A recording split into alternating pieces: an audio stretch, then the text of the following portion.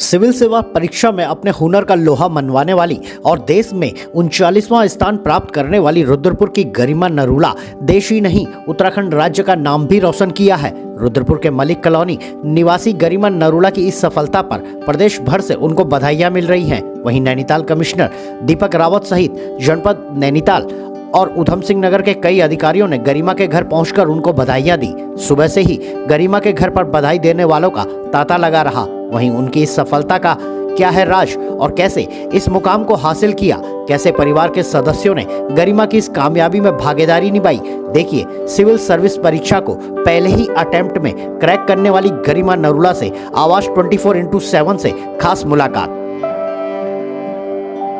उत्तराखंड की civil services परीक्षा में इस बार उत्तराखंड के होनहारों ने अपना दबदबा यहाँ पर बनाया है। अगर बात करें हम रुद्रपुर की, तो यहाँ जो रुद्रपुर की रहने वाली हैं गरिमा नरूला, उन्होंने 39वां स्थान यहाँ पर प्राप्त किया है और जिसके बाद उनकी इस रैंक को आने के बाद लोगों की यहाँ पर तांता लगा हुआ है बधाइयाँ देने के लिए और सभी लोग गरिमा को यहाँ पर बधाई दे रहे हैं। लेकिन उस बधाई से पहले हम गरिमा जी से ये जानना चाहेंगे कि इस सिविल सर्विसेज को क्रैक करने के लिए कितनी मेहनत आपको लगी और ये जो एम था, इस एम के लिए आपको ये प्रेरणा कहाँ से मिली है?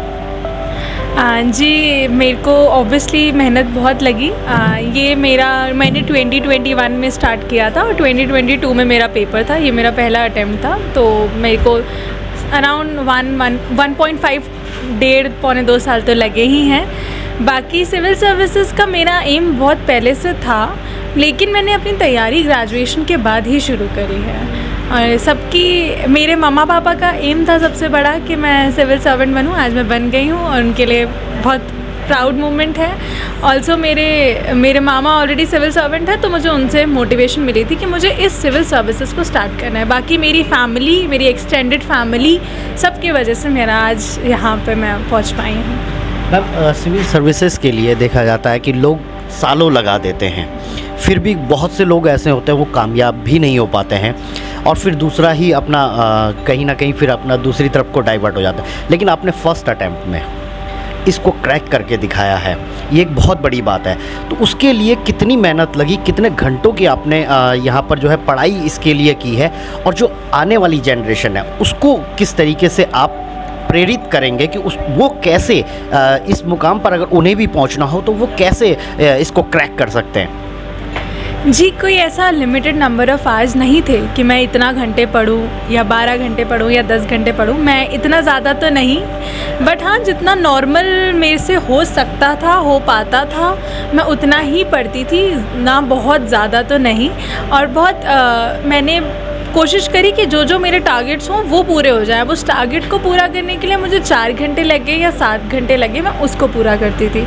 और बाकी तो मैंने ये सब जर्नी ऐसे ही पूरी करी, मेहनत करी और रिवीजन वाज माय की। मैंने फोकस किया लिमिटेड सोर्सेस और मोर रिवीजन, तो यही मेरा की था। परिवार का कितना सहयोग रहा है आपकी इस मेहनत के पीछे? अगर मैं आज यहाँ हूँ तो उसका सारा का सारा श्रेय मेरे मम्मा पापा को जाता है, क्योंकि उन्हीं की वजह से मैं आज यहाँ पहुँच पाई हूँ। वो मेरे इतने स्ट्रॉन्गेस्ट पिलर रहे हैं। मेरा छोटा भाई जो कि मेरे को हमेशा मेरी चीज़ें हेल्प करता था, कभी कुछ ला के दे रहा है, कभी कुछ ला के दे रहा है, तो इनकी वजह से I am able to stand here. Also मेरी जो एक्सटेंडेड फैमिली है, they were always there for मी।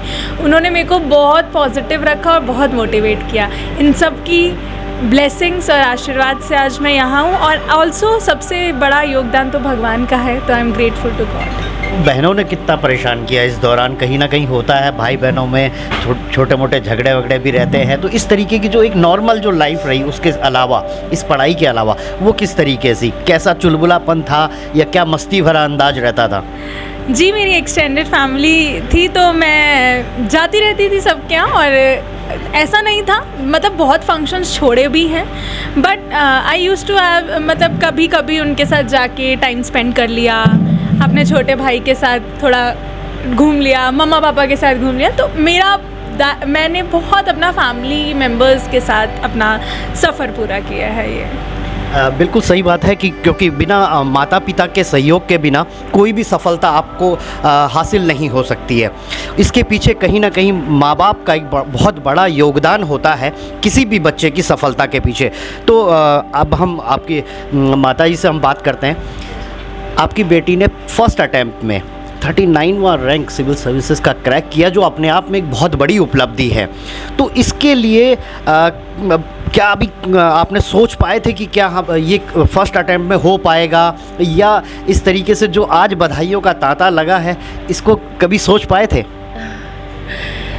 इतना तो सोचा था कि सिलेक्शन होगा, बट इतनी अच्छी रैंक पर, इतने अच्छे पोस्ट पर इतना अच्छा हो गया, सब सपना लग रहा है। बट मेरी बेटी डिज़र्व करती है, शुरू से ही, बचपन से ही बहुत डिवोटेड है स्टडी के लिए। ऑलवेज बहुत फंक्शंस छोड़े, बहुत पार्टियाँ छोड़ी, सब कुछ छोड़ा कि मुझे पढ़ना है। She is deserving. Thank you. कितने घंटे की मेहनत रहती थी पढ़ाई के लिए, और उसके लिए आपको भी शायद सुबह सुबह भी जागना पड़ता होगा, रातों को आपने भी अपनी नींदें ख़राब की होंगी? नहीं, ऐसा कुछ नहीं है, सब मेहनत तो बच्ची की है। बट हाँ, सुबह नाश्ता नहीं करना, तो जब 3-4 मम्मा अभी नहीं, 3 बजे 4 बजे, बस इतना ही डिवोशन रहा हमारा, बाकी सारा डिवोशन बिटिया का है। बिना पिता के कहा जाता है कि बिना पिता के सहयोग के बिना भी बच्चे अपने कैरियर में आगे नहीं बढ़ सकते। तो कैसे आपने अपना मार्गदर्शन बिटिया को दिया? और क्योंकि सबसे बड़ा योगदान मैं मानता हूँ एक पिता का ही होता है। देखिए, सभी पेरेंट्स अपने बच्चों के लिए करते हैं, जो करते हैं वही मैंने भी किया। बाकी मेहनत सारी रही मेरी बेटी की। उसने एक टारगेट बनाया जो उसने अचीव किया। मैं तो, मेरी तरफ से तो, मेरे को तो बस कोई वर्ड्स ही नहीं है कहने के लिए, अब मैं इससे ज़्यादा क्या बोलूँ। कि जो ये कहती थी हम उसे पूरा करने की कोशिश करते थे हम उसको, और हमने किया भी। बाकी मेहनत तो सारी बेटी की रही, हम तो सभी पेरेंट्स करते हैं, तो वो हमने भी किया। बेटी की इस उपलब्धि पर अन्य लोगों को आप क्या कहना चाहेंगे? मैं तो यही कहूँगा कि बेटी, कुछ लोग समझते हैं बेटी शायद लड़की है, लेकिन बेटी लड़की नहीं, बेटी पूरा घर संभालने वाली बेटा ही है। वो, उसे बेटा ही समझना चाहिए। लोग जो बेटी समझते हैं वो ना समझे, बस मेरा उनसे यही कहना है। और उसको बेटियों को ज़रूर पढ़ाएं, उन्हें आगे बढ़ाएं।